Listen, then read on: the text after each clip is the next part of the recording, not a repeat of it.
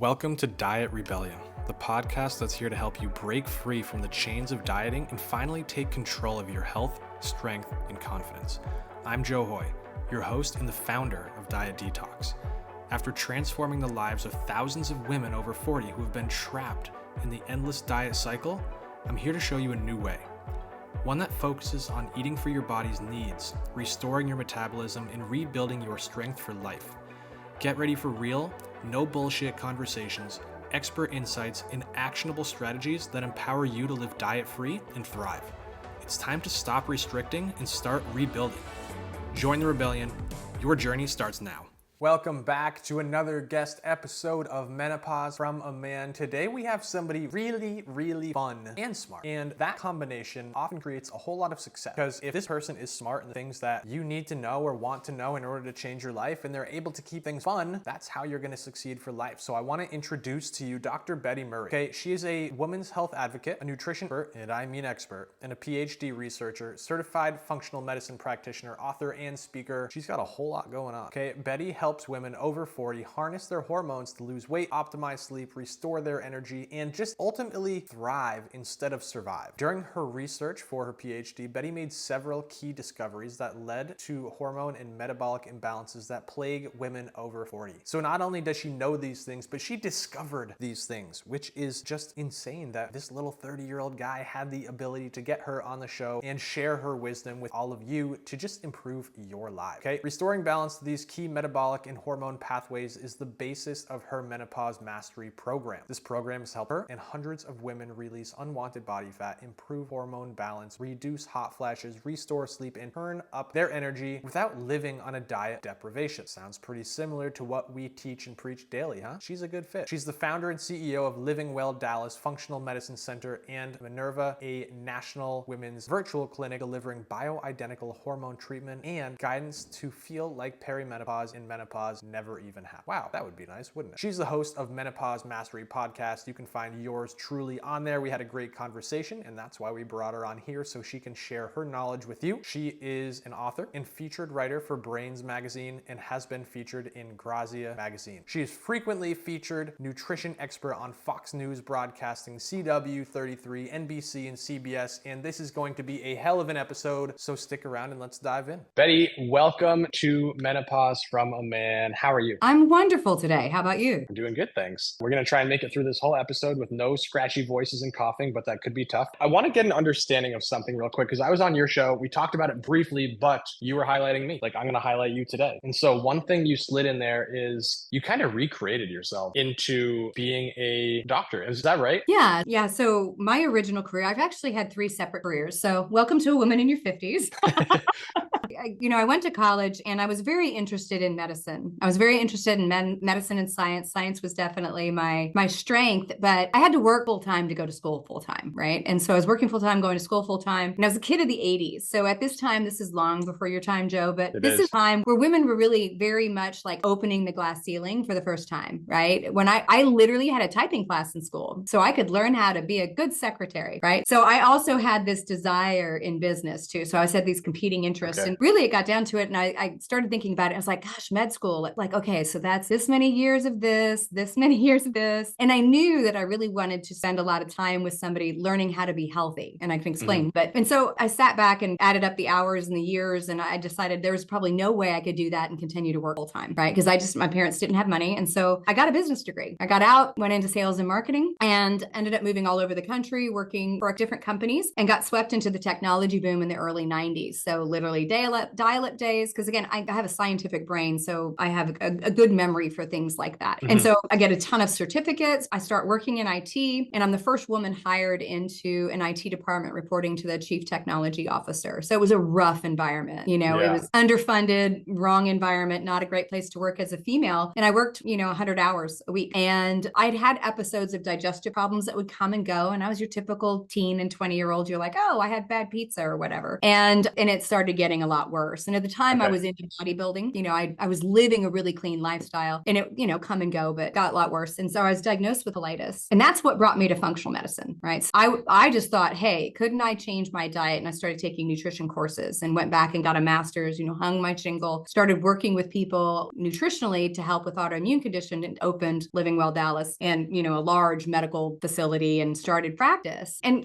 did that for quite a few years. But when I hit my 40s, it was like the wheels came off the bus. I'm a nutritionist. I have a bodybuilder background. So, I know how to manipulate my body. I know how to put on size. I know how to pull off weight, but my hair started falling out. My eyebrows started falling out. I gained 35 pounds over 6 months. Just everything went crazy. And I had access to functional medicine physicians that, I was put on all different kinds of hormones, and it's your thyroid, it's your this, it's your that. And basically my entire decade of my 40s, I fought with my hormones. And about 48, I was like, okay, I'm done. I know this is true for all the women that I see, because I was seeing women my age. So I was like, I'm going to go back. I'm going to go back and get a PhD. So I went back and researched, got another master's and a PhD, and spent my entire time looking at hormone metabolism, specifically how women are different. We're very understudied. And there is so much that happens when we go into perimenopause and menopause that affects every tissue in the body. And, what I found there, number one, I got 35 pounds off of me, and it's been off for 6 years without working out, 7 days a week, 4 hours a day. Actually, I work out less now than I probably ever have, just because it's very targeted. And it's not, a life of deprivation either. Having come from that kind of competitive bodybuilding world where, the diets are extreme, that was the other thing. I was like, I am not willing to do that in my 50s anymore. Yeah. So I've completely, sort of redone it, spent as much time and money in school as I wasn't planning on doing when I was, 20. So yeah, so there you go. But I think I came to the right answer. I think if I had gone to medical school, who knows what would have occurred. Maybe I would have been, brainwashed into conventional medicine thought process. I don't think I would, but you never know. So it happened the way it needed to happen. You never know, right? Because you wouldn't have had those experiences that you have now, and that wouldn't have pushed you to probably question the things that you question along your journey. So it is very possible. It seems to me like you definitely found the right path for you. And I love that you had that mixture of, I know I want to help people and work with them closely in health, but I'm also pretty business oriented, because now you have Living Well Dallas, which is amazing. Actually, can you tell the audience what that is? Because I know and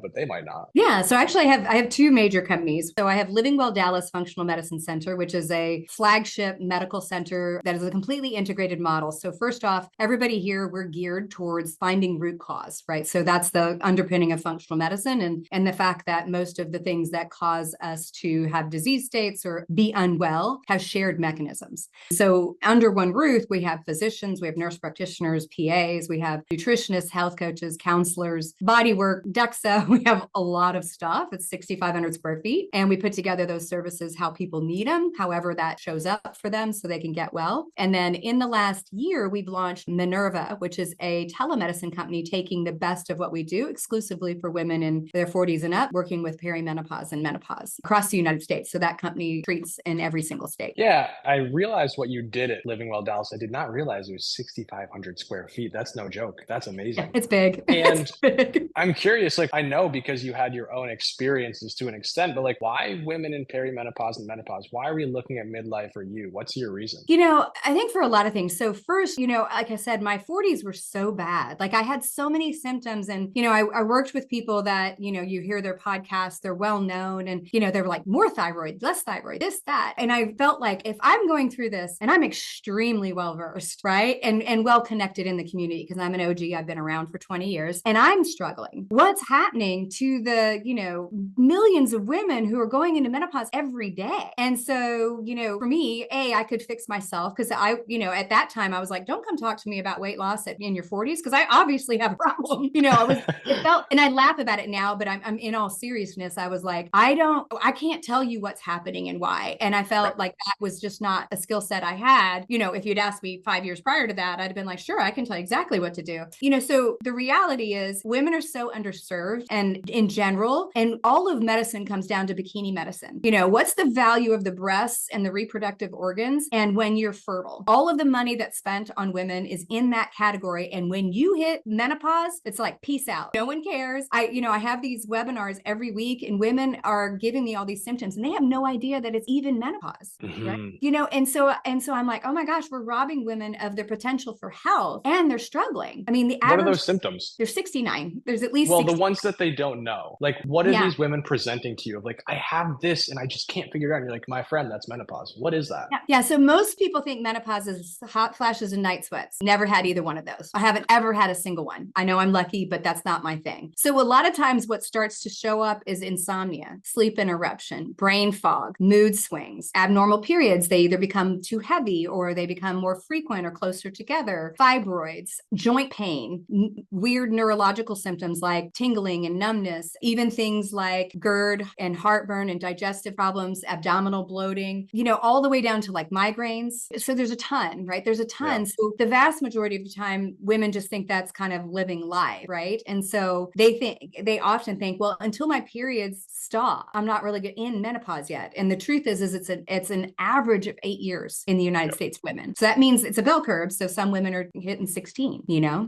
and absolutely. The other thing, like, it's not helpful when they get brushed off by the majority of doctors. I know that you're in the minority, thank God, which is why you're here today. But the majority are just gonna be like, you know what? I'm sorry, Becky, that's menopause, and that's just how it goes, which is complete and utter BS. But another thing I want to talk about, because I find this interesting the way that you worded it. 5 years before your weight gain, you're like, you know what? If you asked me about how to lose weight, I got you. I could have helped you. And 5 years later, we're talking today, you're like, I can help you. I've got your back. But during that, you were lost. You were questioning yourself. You were doubting yourself. I'm curious, what are the things that used to work that no longer worked for you in that period of time? And what did you have to start doing then to actually lose those 35 pounds? Yeah. So I think, I want to give a little context of kind of scientifically what's happening, because, when our hormones change. So first off, we've got, two major hormones that I'm going to talk mostly about: progesterone and estrogen, right? And we have 3 estrogens, but progesterone and estrogen are the hormones that fluctuate, that bring on our cycle, that add fertility. We also have testosterone as females. It's just a lot less than men. When those start to fluctuate, progesterone's the first one to decline. So that's where we start seeing fertility issues in your late 30s often, because progesterone's job is to sort of prepare everything for implantation so you can raise a fetus. So progesterone, when it starts to decline, that's where we start to see a lot of the mood issues, anxiety, depression, sleep. Well, the other thing that happens is when you're in that state, if it's not rectified, i.e. you're not putting hormones back in to sort of stabilize where your body was, it's because it's a natural process. It is a natural process for us to go through this, but it is also natural for us in 1900 to die at about an average age of 57. Correct. Right? So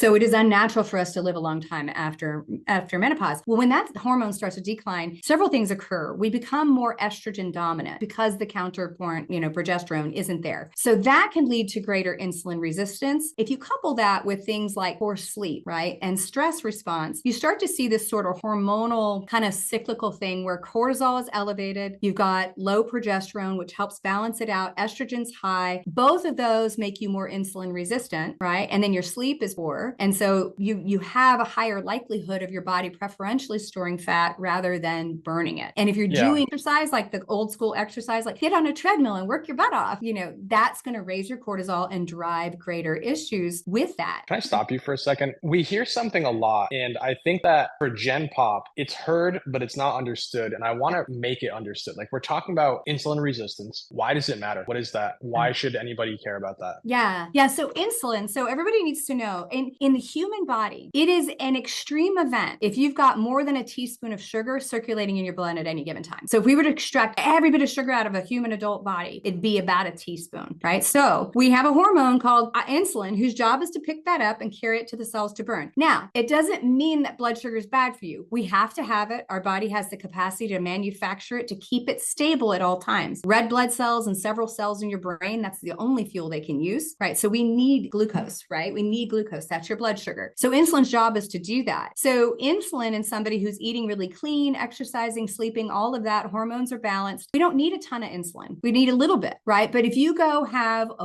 an ice cream and, maybe a big mocha latte or something like that. Which we all do on occasion. Right. I'm not saying that I never have a cheat meal, right? We're human. But the reality is you get this skyrocketing blood sugar, right? As soon as it hits your system, it doesn't have any fiber. It's going to hit your bloodstream really quickly. Now insulin is going to come up to try and control that because that's toxic to the human body, right? It'll damage things. So the body takes it. And if it can take it to the muscle to use it, it'll do that. But in the absence of need right there, it's going to package it. It's going to take it to the liver, packages it as a triglyceride and store it in the liver first, which fills up immediately. And then it's going to take it to the fat cells, right? And so most people don't realize that that when they're sitting on the highway and they're late for work and they're freaking out and they have their Frappuccino mocha latte and a Krispy Kreme, that they're basically ripe for storing all of that as fat, right? So insulin, you get higher and higher levels of insulin, and then insulin preferentially does that instead of giving it to your cells to burn, even if you're exercising, even if you're trying to get the cells to do it. And even the exercise that we do can drive worse cases of that, right? So if we're doing a lot of cardio and we don't sleep well and we're stressed out and we're doing all of these kind of lifestyle things that drain us, that will still make you a little bit insulin resistant at the same time. And your body will burn muscle instead of sugar at the time of exercise. One of the other things that I found in my research, and the hard part is we don't have good ways to test this clinically. So our body has the capacity to make glucose, right? So it can take proteins that you've broken down or muscle tissue that you've broken down, and it can take it to the liver and make glucose out of it. It's called gluconeogenesis, and we have to do that. That's how carnivore people live, right? If somebody's trying out carnivore, which I'm not a fan of, if they're trying out carnivore, they can survive because the body can make glucose. But if you look at the research, when a woman's in perimenopause and menopause, that natural activity that the body does all the time amplifies. So what it means is, especially, I hear this a lot, and you might hear it too, is they'll be like, Betty, I swear I'm getting they heard they need protein. They're like, okay, I know I need a lot of protein. Betty, I'm making sure I get protein every day. I make sure I get all my protein. I'm like, where's the vegetables? Well, sometimes I get those. And they're like, I can't lose weight. And I'm like, okay, I have a way to really test this well, but I got money on, and I can look at the literature that 90% of that, and I'm making a guess here, that's not an exact, but a significant percentage of that protein is going to the liver and getting made into sugar and just basically creating this sort of circuit. And so the reality is insulin resistance, if you were to look at the American population, it's probably almost 80% of the population have some level of it, right? Wow. Stress contributes to it. Hormonal imbalances contribute to it. Toxicities contribute to it. Inappropriate exercise contributes to it. And then just going through menopause, because those hormones are moving behind it, cortisol production is amplified in comparison to our recovery hormones, which are testosterone, estrogen, and progesterone. Correct. Got it. That was super helpful. Now we can get back on our main road of, of what exactly were you doing to make a difference and lose that 35 pounds? Yeah. So one of the big things, so first off, it was understanding, I was like, okay, how much is my liver doing this? Right. I was like, this has got to be going on. And then, the other part of it was being able to dial in the hormones. And like I said, I had access to hormones. I've been on thyroid hormone for 20 years. Taking more thyroid hormone is not going to correct a problem that's not thyroid. And even if it is, if you don't correct the other hormones, it won't usually correct the weight gain, just out of the reality of it. So one of the big things that I actually had to correct for was an airway problem. So I had braces when I was a kid. So a lot of women my age, we had braces as kids, and they removed teeth back then. If you didn't have room for your teeth, they just pulled them out. Well, what they do is that moves your jawline back. And we have a very small windpipe as women. And when you get older, and especially with a loss of progesterone, the tone of those muscles for the airway become lax. And so there's a condition called upper airway resistance. It's a precursor to sleep apnea. So often the person that's dealing with this does not snore. It's not a freight train. They may not make any noise at all. But what I will tell is it feels like Groundhog Day, because you can sleep, but most of the time when you get into that like 2, 3, 4 o'clock in the morning, where you're going in and out of REM sleep, which in REM sleep, we are paralyzed. So when you're in REM sleep, you go through a paralysis stage. Well, when that happens, that airway compresses even more. Well, what upper airway does is that compression happens enough. Your oxygen may not drop enough for like one of those oxygen sats to see it. But what it does is it causes a thing called nervous system arousals or arousals. And so essentially what it does is it keeps sending this message to the frontal lobe of the brain, like, what's going on? What's going on? What's going on? The so first you never truly rest. Yeah, you don't rest. Your REM sleep will be fractured, right? So I would sleep on average, because I've worn an Oura ring since they came out. So 8.5 years. And I would get like 45 minutes of REM, 20 minutes of deep sleep. Because I was like, I'm not doing well. I was like, I cannot function like this. And I'm one of those people, I can do a lot without sleep. But when I hit my mid 40s is when it was really amplified. The first time I did my sleep study, I had 42 arousals an hour. Imagine your brain just 42 times. Wow. And within 6 years, it went to 62, right? Over one a minute. Yeah, over one a minute. So basically, as soon as, and when I did my sleep study, I had it for 2 days. It was a home study, which you can do it at home. I literally got no REM sleep. So the sleep doctor was like, well, you don't have apnea, right? And so I find a specialist, a dentist who specializes in this. And she's like, no, absolutely. You got a major problem. So I went through 4 years of braces again. That was awesome. And palate expansion. So I actually created 4 millimeters of space and moved my my jawline forward to open the airway. You can do it with a bite piece, a mouthpiece. It wasn't working very well for me. So I went through the dental work. But here's the crazy thing. So I doubled my airway. I went from not being able to sleep at all. I sleep an average of, like, a bad night for me would be 6 hours. Most of the time it's closer to 7 to 8 at a minimum. And I'm an early morning person. I get up and do a lot of things in the morning. I completely sleep through the night. I get good REM sleep. I get good deep sleep. And here's the crazy thing. I'm a cyclist. I don't do it a lot because I'm not into long distance things, but I do love to cycle. I hadn't been on my bike until COVID for like 10 years, right? Because I was just like, this isn't a good thing for me. Sure. And so when COVID broke out, I got on there. So 10 years older, at 52 years old, I was 2 miles an hour faster, having not trained, zero training for 10 years. That's wild. How did you figure this out though? Because, like, how did you know to go to a dentist after you had a sleep study? Actually, it was, oddly enough, it was a patient. We were talking about it, and because I had gone to an entire conference over a weekend about sleep, and only one person spoke about upper airway. And I'm like, oh my God, that's it. Like 1 hour in one breakout session. And I had a patient tell me about this dentist here in Dallas. And there's several dentists across the US that does this. And she said, I'm getting this thing checked out. And I was like, oh my gosh, I need to talk to this lady. And so obviously a bunch of patients have seen her now because I find it a lot. And, so it got my sleep better. I'm a firm believer that if your sleep is poor, your metabolic health, your overall health is always going to be a struggle. We have to dial that in. It's as important, and this is as a nutrition professional, it is as important as what you eat. We spend almost half of our lives sleeping, at least a third of it, right? It's super important. And that's actually a really good segue, because as I understand, when you were researching for your PhD, you didn't just learn things that have already been understood and teach them to yourself. You discovered a couple of unique things based on hormone imbalances and metabolic health. What were those things? Yeah. So the first one was definitely that gluconeogenesis. So your body's ability to basically turn around and make glucose and when it needs it. And then, and what happens, I guess I need to say this too, when your body's doing that, it's not burning your body fat, because it's like an either or thing. They don't work together in tandem. So first was really how much that's truly happening. The second thing is we have powerhouses in our cells. They're called the mitochondria, right? And so your muscle cells have a lot of them. Other tissues have some. One of the reasons exercise is so valuable is because it helps your cells know the next time it creates a daughter cell, as it builds new cells, to build more powerhouses inside of it, right? And the powerhouse is very subject to what we do, what we eat, the nutrition we have, the toxins and things like that, and hormones. So estrogen affects the transporter for sugar once it's made it across the cell wall to make it to the mitochondria, right? Interesting. So yeah, and no one talks about it. I was like, whoa, wait a minute.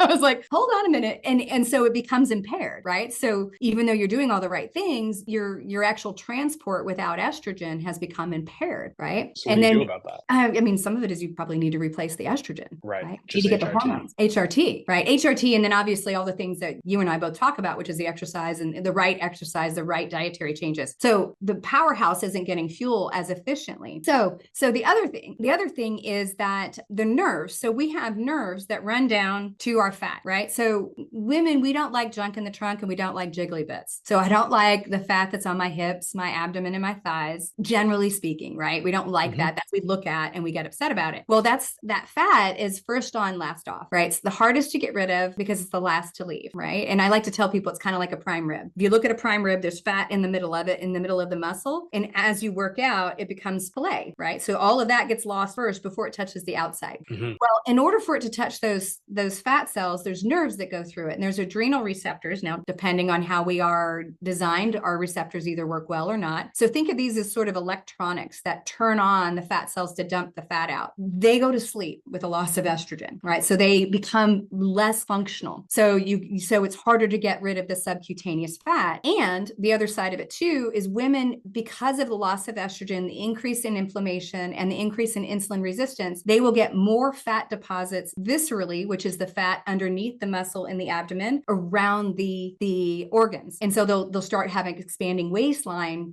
despite doing all the things they were doing before. And just caloric restriction and exercising more does not move that needle. It makes it harder to move. And so, if we look at that metabolically for women, what it boils down to is our body's trying to conserve by being more insulin resistant, right? It's making glucose instead of burning fat at a greater level, especially if we're not doing the right things to sort of instruct it the right way. The transport for your sugar to get burned is slower, and then your body's less capable of kind of getting to the fat where it is and burning it, which then leads you to go, oh gosh, okay, so what I was doing before doesn't work the same anymore. Getting on a treadmill, doing an hour of cardio, lifting 2-pound weights because those are good vanity muscle weights, and then cutting carbs and cutting everything out and eating like a bird, but making sure you're getting your protein in may be counterproductive. Yeah, so what I'm hearing is the eat less, move more is not what we want to do as a woman in our 40s, 50s, and 60s. No. So they're probably sick of hearing it from me. So I'll just let you say it. I What do know. they need to do instead? I like to say we need to lift heavy S, right? We need to lift heavy things, right? The other thing that I think is very interesting. So I've been doing genetics clinically since 2012. Every genetics company you can imagine, I've had my whole genome sequenced. And I can tell you, this is really interesting to me because I've seen tens of thousands women over my 20-year career. Almost every woman that gets to this time period that struggles, right? They're like, okay, I'm carrying extra weight in my abdomen and my hips, and I'm very frustrated. Have at least one or more of what we call the muscle power genes. So, all right. So there's several that encode for basically explosive strength, right? So they have a lot of what we call fast twitch muscle, which is weight training muscle, sprinting muscle. Yep. And they may have multiple versions of that, right? There's several genes that affect that. So what that means is you're designed to move heavy objects from one place to the other, right? I think it becomes the training volume needs to be twofold. It can be lighter weights at higher repetitions, but we need to hit heavy weight at low rep also to stimulate particularly that fiber growth of muscle and that fast twitch muscle. And women shy away from that. They don't like the idea. Well, they're just afraid that they're going to look like Joe, is what I've found. And just as a personal observation, I've noticed that when I'm training, not in like a hypertrophy range, so 8 to 12, but I train lower, 4 to 6, that's actually when I pack on the most amount of muscle from my body. So I'm kind of curious if I fit that bill as well. I would put money on it. You probably do. Yeah. That's interesting. Okay, fine. I'll just be selfish. Where can I go to figure that out? So there's several genetic tests, right? So we do genetic testing. So you can test for it, right? And so you could see kind of, because the other thing is if you're a carrier of those genes, it's counterproductive to you to do a bunch of cardio. Your body's not wired for it. This is the stress chemistry. It's not designed to do that. I had a period of time, it was kind of the bucket list that I did triathlons, right? And it was in my 40s. And I used to be a swimmer and a diver, and I like to cycle. So I was like, easy, right? I gained weight. I gained weight training twice a day. I gained weight trying to not gain weight. A lot of stress. Yeah, all the stress. I can tell you the leanest I've ever been. And this is when I was working out, and I remember my trainer's always like, make sure you get in your slow cardio. I'm like, yeah, whatever, man. And because I was like, I'm not going to do it, right? Because I hated it. And so my cardio was like going to the car, right? That was the extent of it. Sure. The leanest I ever was when I added heavy low rep. And we did it about every 7 to 10 days, And you find that a lot of women that are experiencing a lot of these problems that we're explaining right now are the same way as you. Yes. Yeah. Like the kind of lab testing that we do clinically is way beyond what you would normally get from clinicians. We can see the gene. We can actually see all these pathways in action. You can check things like urine, and we can see, are your hormones out of whack? Are you somebody that is naturally estrogen dominant that makes this worse? We can see this, but I can tell you, looking at people's genetics, because I'm always like, okay, I got 100 on, you have this gene. I know you do. I can feel it. And every time I'm like, you have a muscle power gene. You should sprint, lift heavy things, and then relax. Yeah. So just work those fast twitch muscles, work at heavy loads at that low rep range, and reap the benefits. So what I'm hearing is that if you are a woman that listens to this podcast and you're collecting the weight that you don't like, you're doing all the things that are right in mainstream media, which is eat less, do more, and it's not working, that they should go and try these things, AKA get in the weight room and lift some weights in those compound movements, which are going to be your bench, your squat, your deadlift. Is that right? Absolutely. Well, and I work a lot with osteoporosis and osteopenia because, the average woman over 65 that falls and breaks something, 50% will never return to their previous activity. Right.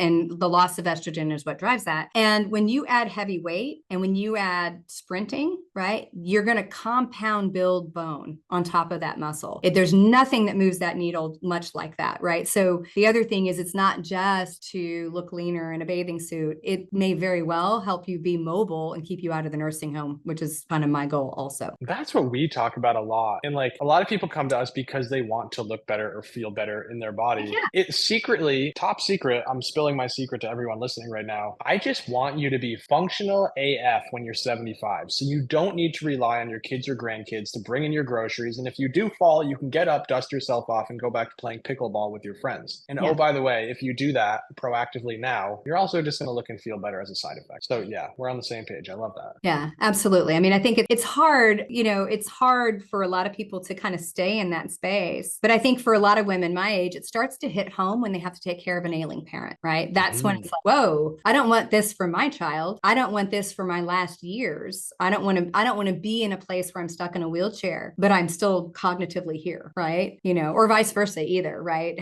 Completely gone cognitively and then physically here. And women are more likely to be in a nursing home and we have a longer lifespan, but a poorer health span than men. So that what that means is we live longer with more chronic problems. You're going to outlive us for sure. And so you got to take care of yourself. Betty, this was an amazing conversation. Is there anything else you'd like to add before we wrap this up? Yeah. I would love to add just one thing about hormones, because we've been talking and sort of dancing around the subject. So a lot of women have been told inappropriately by the medical system that hormones would give them breast cancer and kill them, right? Which is absolutely untrue, especially if you look at the last 5 years of research. Even the Women's Health Initiative, which is what started this in 2000, because up until then, from 1950 to 2000, hormone replacement was standard of care. Standard of care, women went on hormones. And it's because there was a group that was just hell-bent on telling women they didn't need hormones. Well, they reran their statistics, right, from that study and showed that there was zero risk for breast cancer. And actually, the women in that study, even in the initial publication, had a 23% decreased risk of breast cancer if they went on hormones, right? Particularly estrogen alone. So hormones don't cause cancer. If people are worried about breast cancer, obesity increases your risk anywhere from 21 to 34%, right? So you got to hear that, right? Way beyond anything you could ever imagine giving your body. Drinking alcohol, 7 to 12, just one drink a day. If you drink more than that, it goes up 7 to 12 with each drink. So those are probably probably our two biggest risk factors, because I can tell you drinking wine is sport in my age group. It's sport. Well, that's just what you do in America it's culture. And I mean, I don't know the statistic exactly, but over 50% of America is overweight or obese. So if you're actually worried about breast cancer, like hormones aren't the answer. Yeah. I mean, hormones aren't the cause of that. And it's crazy to me that more people know about the study created longer ago that was debunked than the study that debunked it and showed, hey, you're actually not at risk if you're going to be on estrogen or other HRT. I guess that leads me to a good question. Should every woman be on HRT past 40? I think so. I think when they somewhere in between 40 and 55, what the studies show today. So there was another study. So this one is probably the most pronounced. They followed 10 million women. This is a Medicare study. So every woman in the study was over 65. They looked at mortality rates from 2006 to 2022. So long period, lots of men. And they looked at 3 categories: took hormones and stayed on them, took hormones just to get rid of the hot flashes, or nothing at all. And they looked at all cause mortality. So cancers, stroke, heart attack. In every case,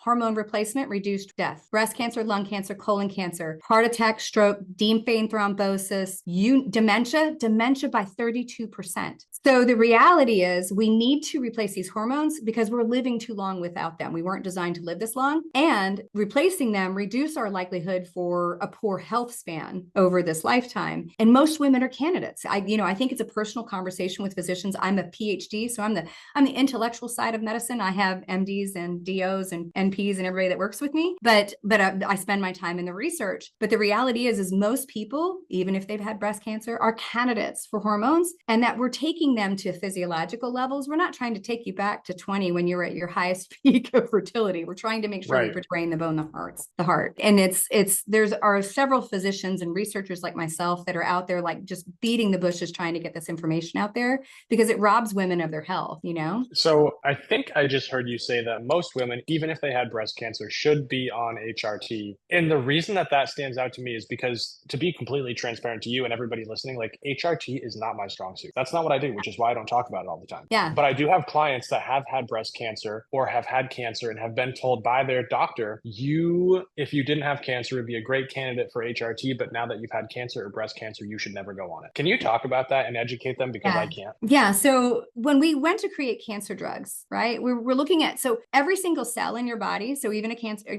breast tissue, lung tissue, every single cell other than a red blood cell and one in your brain has an estrogen receptor on it. Your breast tissue have a ton of sex hormone receptors, testosterone, progesterone, estrogen, testosterone, everything. When a breast cancer cell misses its kill signal, because that's what a cancer cell is, they're supposed to live for a certain, all of our cells are supposed to live for a certain period of time. And then it has like a, you're done. And it misses that, right? Something sets it off. When a breast cancer cell still has an estrogen receptor or a progesterone receptor or even a HER2 receptor, it actually still has some of its natural function. The most dangerous breast cancer there is what they call triple negative. It has no receptors on it, right? It's lost its function. When we created drugs, we chose drugs that use that receptor as the target, right? As the target for treatment, tamoxifen, letrozole, those kind of things. And in some cases, when you look at it, yes, estrogen might increase it. But here's the thing. In other studies, they've had studies where they've introduced estrogen to a cancer cell and it dies, right? There's a great book. His name is Avram Blooming. He is a breast cancer oncologist, 40 years. His wife went through breast cancer. This is his specialty. This is all he does. And he wrote a book called Estrogen Matters. And this book is